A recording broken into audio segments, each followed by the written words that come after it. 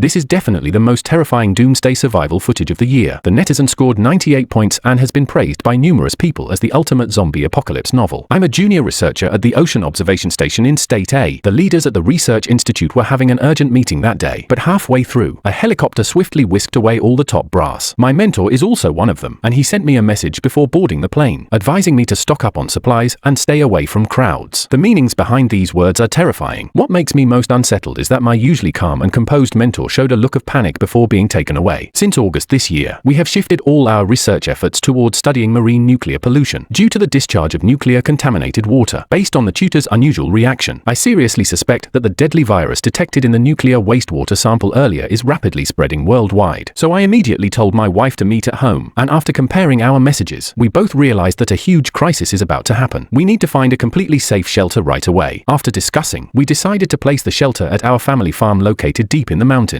So I've already asked my parents to contact the construction team to upgrade and reinforce the walls of the farm. Then I sold my old car and rented a box truck, driving through the night to the suburban market. Later, my wife and I purchased a large amount of vegetables, rice seeds, and various meat products in batches to ensure sufficient supplies. I only felt a little relieved after almost filling up the entire truck compartment. The wife took her daughter and mother-in-law, and they left for their hometown by train ahead of time. After purchasing all the necessary supplies, I listened to the car radio and heard an emergency announcement cancelling all flights to coastal cities. I silently prayed in my heart that the disaster wouldn't come too fast, as I still needed more time to prepare. I drove all night on the highway and finally arrived at my rural hometown just before dawn. When the car arrived at the entrance of the farm in the mountains, the sky had already brightened up completely. The construction team hired by my father was already reinforcing the wall, because in the past few days, there have been trucks loading and unloading goods in front of the farm. My truck doesn't attract much attention from others. At that moment, my dad, who was overseeing the construction on site, spotted me rushing over all dusty. He gave me a knowing look as I approached. We had a strong connection and didn't talk about the supplies in the truck. Instead, we just quietly tapped each other's shoulders, each carrying a heavy heart. The daughter is happily running around in the yard. She doesn't go back to her rural hometown very often, so everything she sees seems fascinating to her. The little girl doesn't know that she won't be able to go back to school for a long time. My wife saw the bloodshot eyes when I stood by the window. I probably didn't sleep last night. I nodded to my wife to indicate that I was okay, then followed my father into the office. The farm was built along the slope, with my father's office located in a two-story building halfway up the mountain. The back of the small building is a rolling hill, where my father dug 3 caves at the foot of the hill, and the entrances of the caves are connected to the building. Because there was a lot of chicken at home, my father turned one of the 3 caves into a cold storage room. In the summer, the chicken could be stored in the cold storage to prevent spoilage. With this cold storage, there was no need to worry about the large amount of meat products in the truck going bad. Walking into the office, I quickly explained the recent unusual occurrences to my father. After listening, he smoked 2 cigarettes in a row and then told me that he had some old friends who were working as fishermen at sea and had been missing for half a month. I felt a wave of fear in my heart, and I was convinced that something terrible must be happening on a distant sea. After some contemplation, the father called the worker and asked him to build another 3-meter-high iron wall inside the breeding farm. The worker paused, then joked, "We're practically building a fortress here. Even wild boars wouldn't break through these walls. Who are we trying to keep out anyway?" The father smiled as he handed a cigarette to the worker and calmly said, "Lately, there have been a few thieves around here who keep stealing the chickens I raise. This time, I've decided to build 2 high walls at once. This way, our family can live here more securely." The worker thought the reason was a bit weak, but he didn't say anything more. After all, the elderly couple's son and daughter-in-law live out of town, so it's not unreasonable for them to be cautious. Plus, who would want to have issues with money anyway? The worker thought it didn't make sense to turn down business that came to him, so he quickly contacted the factory in the county and asked the boss to rush the materials over. After listening for a while, the father solemnly added, "Please try to finish it as soon as possible, within 3 days, and money is not a problem." The worker hesitated for a moment, feeling strange in his heart, but he still proceeded to contact the workers as his father had asked. The construction continued all day until it was completely dark. The workers gradually left, and then I drove the truck into the yard. Tonight, we sealed off the doors and windows of 3 caves and plan to dig a new one halfway up the mountain as a second safe haven. If anything goes wrong, this will be our last resort. Then my father and I unloaded the supplies from the truck into the cave, sorting and organizing them. We put canned meat and some fresh vegetables in the fridge and stored daily necessities, drinking water, and snacks in 2 other caves. Mother-in-law, and wife are also helping with the moving and sorting. Everyone is busy until late into the night. The daughter is standing on the 2nd floor, holding a doll and looking at us through the window. After the excitement of the day, the little girl is starting to realize that something is not quite right. Right now, her eyes are filled with fear, looking at us like we are strangers. I know she needs time to accept what is happening, but none of us are sure if there is enough time for us to explain all of this. The next day, following the foreman's instructions, a large amount of material started arriving at the farm, and the construction progress of the perimeter wall noticeably accelerated. The father approached the foreman again and asked him to dig another tunnel halfway up the hill at the farm. At the end of the tunnel, a basement should be carved out. The foreman, used to our family's strange requests, agreed as long as the payment for the project is made, taking into account the 2-story small building halfway up the mountain and the existing 3 caves that have occupied the outer space of the hill. We have decided to dig the tunnel deeper and excavate a 60 square meter basement underground. In the evening, the basement has taken shape, and workers are fixing the walls. My father is at the site finalizing the details with the foreman, and then I found a deserted corner, sent a greeting message to my supervisor, waited for 15 minutes, which felt like an eternity, but my supervisor never replied. Endless anxiety crept up on me again. I decided to go back to the town for more supplies. After all, no one would complain about having too much stored supplies, so I drove the big truck I rented to the wholesale market in the county. This time, I bought 100 bags of flour, 50 bags of millet, and 50 boxes each of canned fruits and canned meats. Just in case, I bought another 50 cameras and 100 solar panels, almost cleaning out the solar panel inventory in the small county. Taking into account the use and wear of electronic devices, I purchased 20 tablets and 20 laptops in the name of procuring office supplies. After all, once doomsday arrives, these devices will be used up one by one, so buying a few extra won't hurt. Even though I haven't been able to reach my advisor, I still choose to trust his judgment and faithfully follow his advice to stock up on supplies and avoid crowds. However, on that night, a medical news appeared at the bottom of the hot search list. The headline reads, "Authorities have detected an unidentified virus in coastal marine organisms." I tried clicking on the title, but found out the post had been deleted by the author. After refreshing, it disappeared from the hot search as well. I checked my messages, still no response from the mentor, but I know the mentor's judgment is being validated. I subconsciously looked out the window and saw my father walking alone in the empty field, gently touching the towering walls. Seeing his thin figure, I took a deep breath and told myself that no matter what is about to happen, my only mission in the future is to protect my family's safety with all my strength.